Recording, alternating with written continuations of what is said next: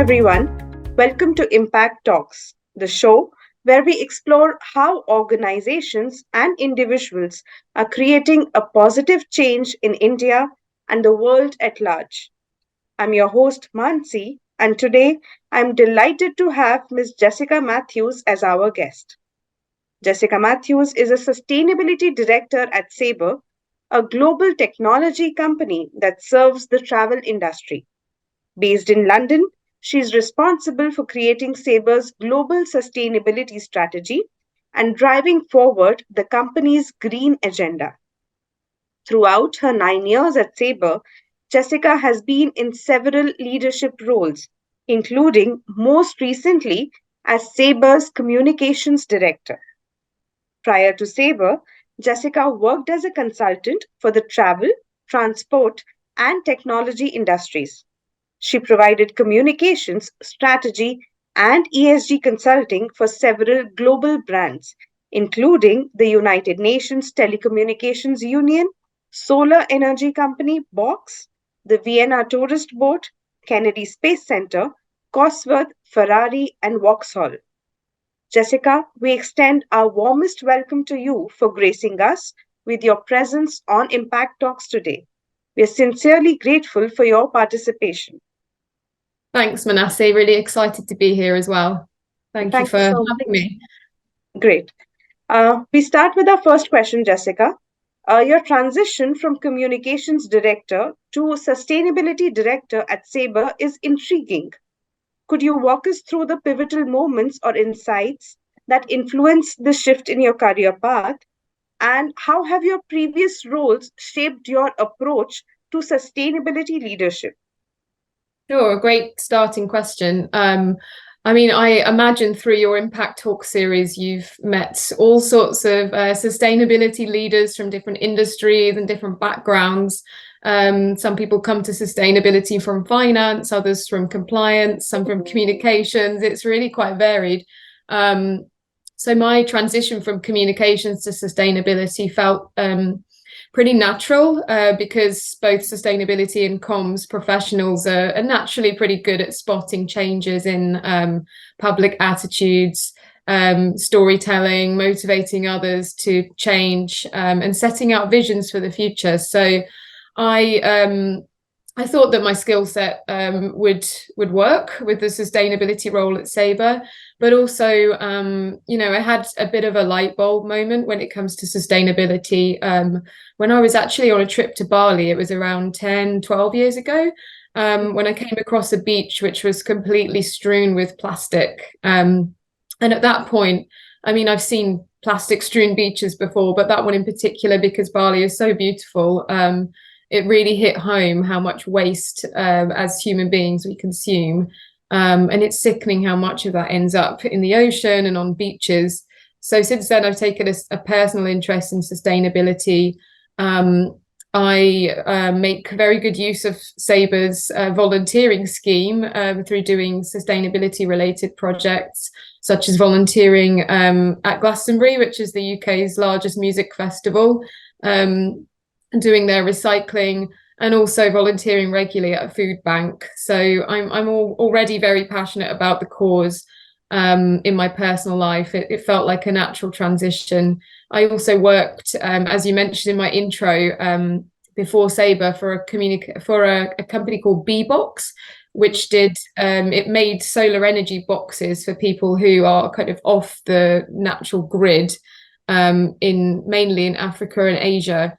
And it brought them electricity at a fraction of the cost and reliably. So I developed a passion for sustainability back then. So it's really been a long-running passion. I jumped at the chance when Sabre's new CEO, Kurt Eckert, took the reins, and he sort of had a real passion for sustainability himself. So I, along with my line manager, who's chief communications and CSR officer at Sabre, we advocated for starting up a new department that was dedicated to sustainability. And I, of course, put myself forward to lead that. So that's how I got to where I am. It's great to hear your journey. So my next question would be, considering Sabre's dual role as technology provider, for the travel industry and a champion of sustainability, how does the company navigate the delicate equilibrium between technological advancements and a steadfast commitment to sustainability? In light of this, could you tell us more about the key initiatives that underscore Saber's dedication to a green agenda? Yes, of course. Well, Sabre as a global technology has long been global technology company, sorry, has long been a pioneer in providing tech solutions that address key challenges for the travel industry, whether that's efficiency in operations, or whether it's sustainability. So sustainability is another huge challenge for airlines and hotels. So we approach the climate change challenge the same way we would any other challenge, with innovating to provide our customers with ways to highlight lower emitting flights, for example, for airlines, and to highlight the most sustainable hotel options on the hospitality side. An example of this is as part of our long-term partnership with Google. We've actually integrated Google's travel impact model into our technology, which displays the carbon footprint of particular flights on our systems. So when you search for a flight through Saber's SaberRed 360 platform, you'll be presented with a list of options, and underneath each option is the estimated CO2 emissions from each flight. So the idea behind that is that we provide our travelers with transparency to book more sustainable flight options if they wish. And we're also rolling that out now to Get There, which is our corporate online booking tool, which again will help businesses travel more sustainably and meet their travel related sustainability goals.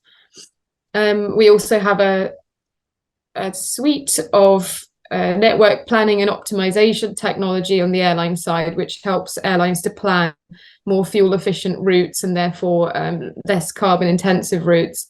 And then on the hospitality side, we're also looking at ways we can innovate with our Synexis booking engine to add sustainability features to that.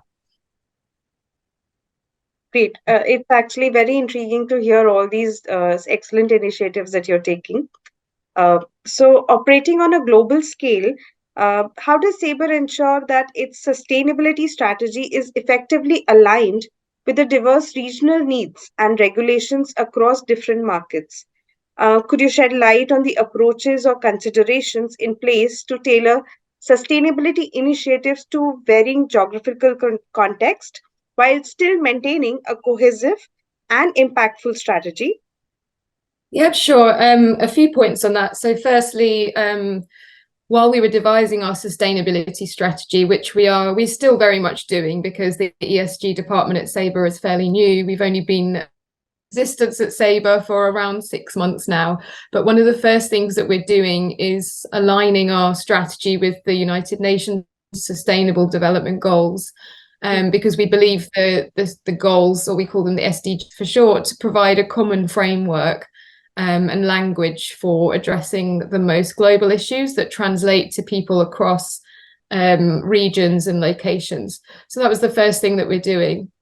We also want to ensure that our sustainability is as much shaped from the bottom up as it is from the top down. So rather than our small team, which consists of 2 people at the moment, just putting together a global strategy and expecting everybody to sort of buy in, one of the first things that we did when we were putting that strategy together is to find out what our employees think. So we did a company-wide sustainability survey within the first few months of being in our roles.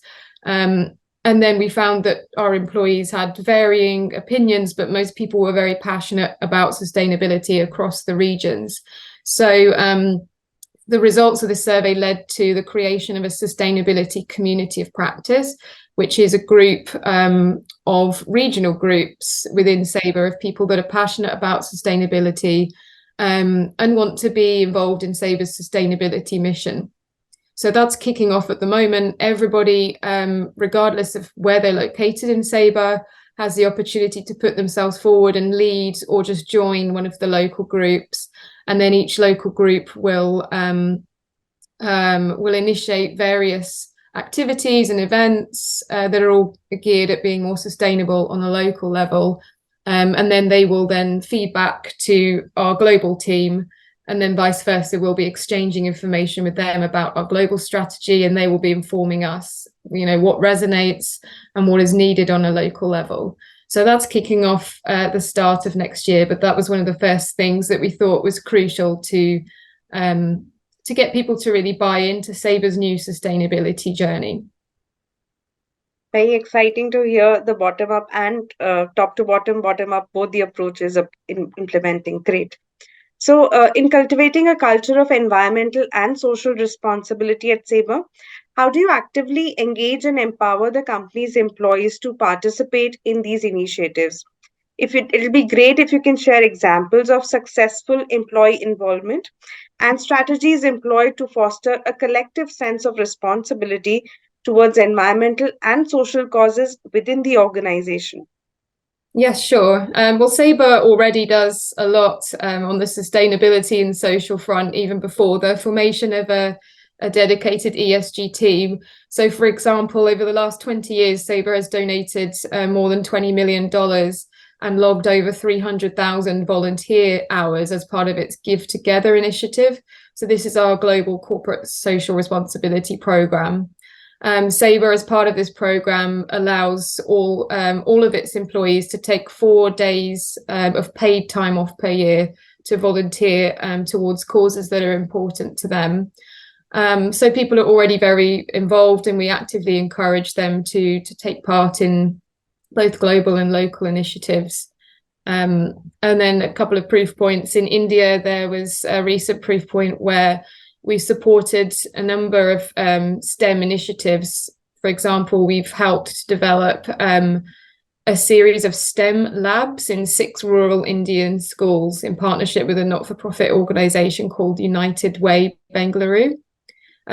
So this has helped, I think it's around 1,600 students from 26 villages around Bengaluru every year to get into STEM subjects, and 1,000 of these are from a girls-only school. So that's something that's also very important to Sabre locally and globally, is that we can encourage more women into technology fields. So there's a nice example from India. And then there are various initiatives that we participate in around the world of a similar scale. So yeah, that's one nice one that we hope to build on in years to come as well. And then another proof point is our inclusion groups at Sabre. So we have a very strong inclusion and diversity culture at Sabre. Already we have a formation of inclusion groups set up around the world for team members that inspire awareness, understanding and appreciation for a wide spectrum of causes. For example, some of our current groups, some of our most well-attended groups are a Pride group, which was formed to support members and allies of the LGBTQ+ community around the world. There's Be Gold, which is our Black Generations of Leadership and Development group. And then we, of course, have our Women's Career Network and Women's in Technology group. So there's a range of groups. So I'm not sure how many we have now, but there's probably close to 20 around the world. And we're always looking to form new groups if and where needed to help people feel heard and included in our culture. It's great to get to know that such large number of groups exist. Excellent. So I just wanted to understand, Jessica, given Sabre's commitment to leveraging technology for environmental impact, could you elaborate on specific initiatives or features within Sabre's technological ecosystem that actively contributes to reducing the carbon footprint in the global travel industry? How does technology play a role in promoting sustainability benefits and fostering environmental responsible practices within your sector? Yeah, sure. I mean, one of the main ways that we at Sabre can support this, really reducing carbon emissions throughout the travel industry, is through transparency. So that's bringing credible, trusted sustainability information to customers at the point of sale. So we know that travelers, or some travelers at least in general, want to travel more sustainably and reduce their carbon footprint, particularly when this comes to business travel. So as I mentioned earlier, the fact that we've integrated Google's travel impact model into our point of sale tools, or some of them at the moment, means that we are able to offer travelers that transparency. And therefore, I mean, we're very interested in collecting data points on how this has transpired. It's still fairly new, so I think it's been in action now since Q2 of this year, but we're hoping that that has led to people choosing more sustainable flight options and therefore reducing their CO2 impact. And as that rolls out, it will become bigger and bigger.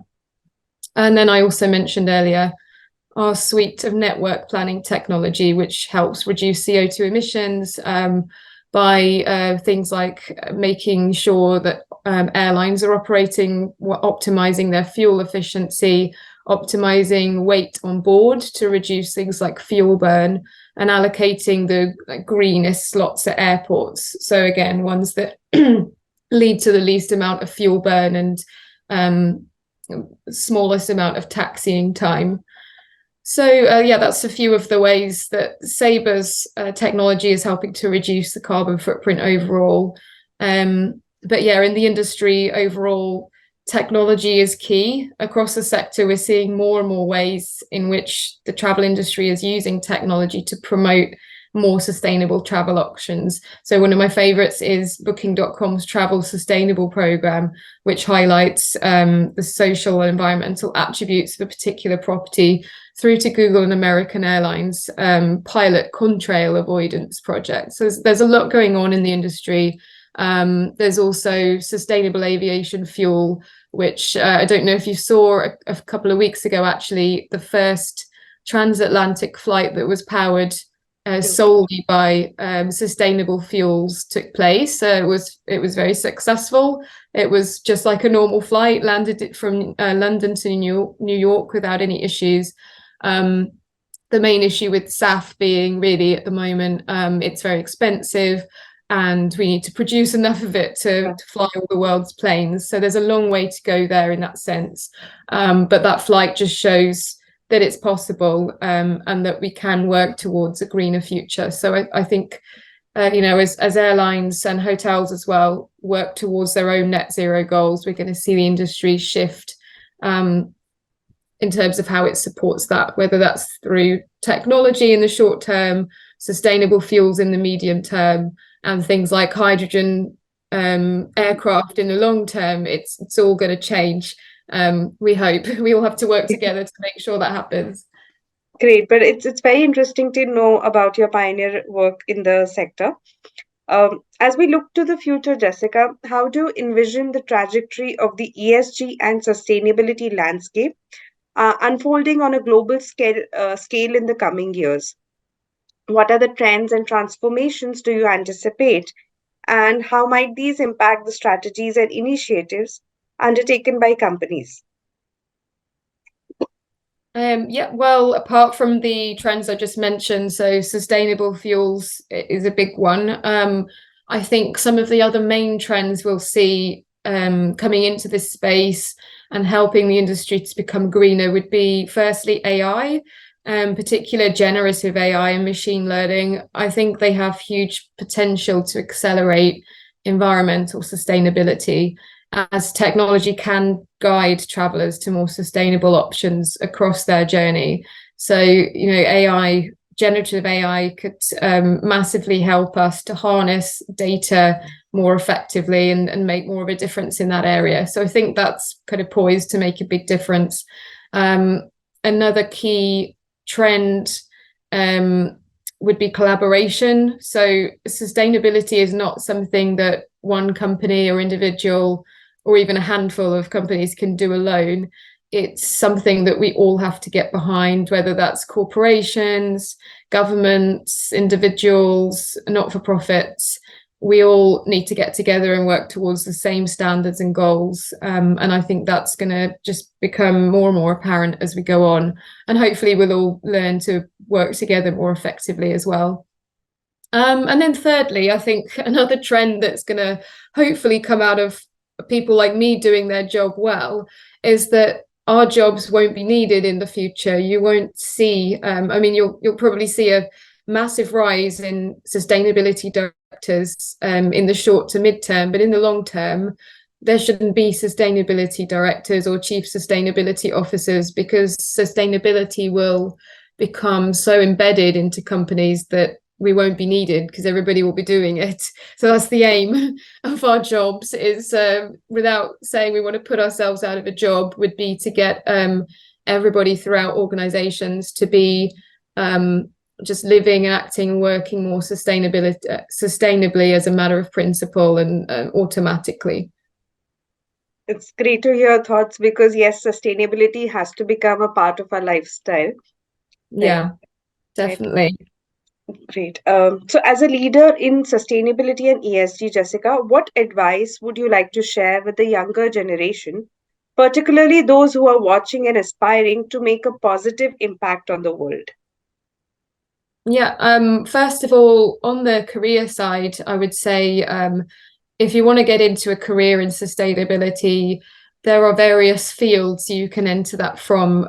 But number one just would be to educate yourself. In some parts of the world, I read somewhere the other day that there's been a tenfold increase in the number of jobs with sustainability in the title over the last decade.